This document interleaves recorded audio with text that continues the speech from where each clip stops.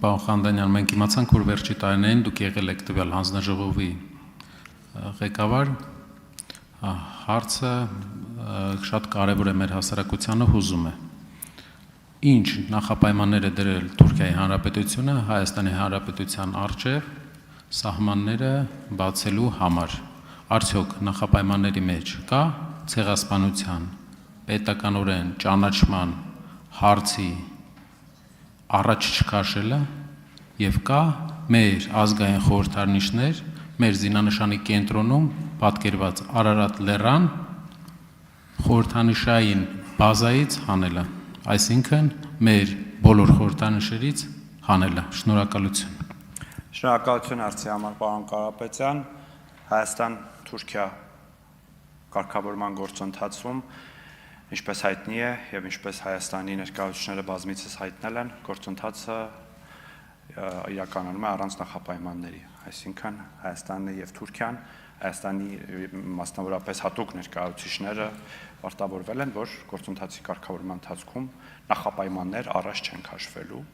եւ ձեր նշած երկու հարցերը ոչ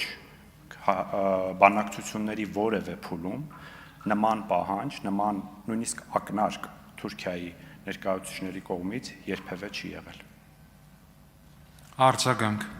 Շնորհակալություն, այսինքն կարող ենք ֆիքսել, որ Արարատ լեռը որպես մեր ազգային խորհրդանիշ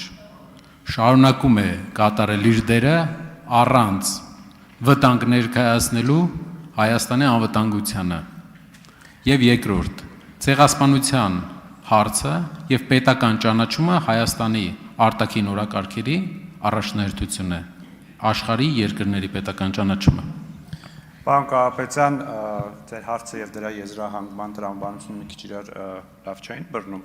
բայց ինչ վերաբերում է ցեղասպանության հարցին, որ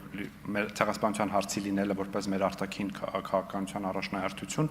ոչ Հայաստանի Հանրապետության համար ցեղասպանության, հայոց ցեղասպանության միջազգային ճանաչումը արտաքին քաղաքականության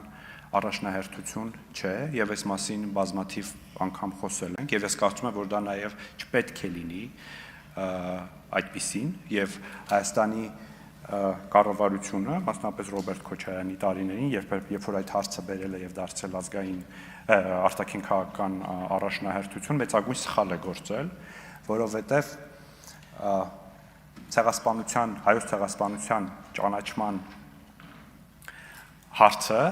մի շարք պետություններ գործիքայնացրել են եւ մի շարք խորհրդարաններ շատ բանաձևեր են ընդունել մեր բարեկամ երկրների խորհրդարաններ եւ միևնույն ժամանակ օրինակ Ադրբեջանի հետ մեծ ռազմական պայմանագրեր են կնքել եւ ստացվել է, որ հավասարության նշան են դրել։ Հայոց ցեղասպանությունը չպետք է դարձնել որևէ տեսակի բանակցության առարկա։ Շնորհակալություն։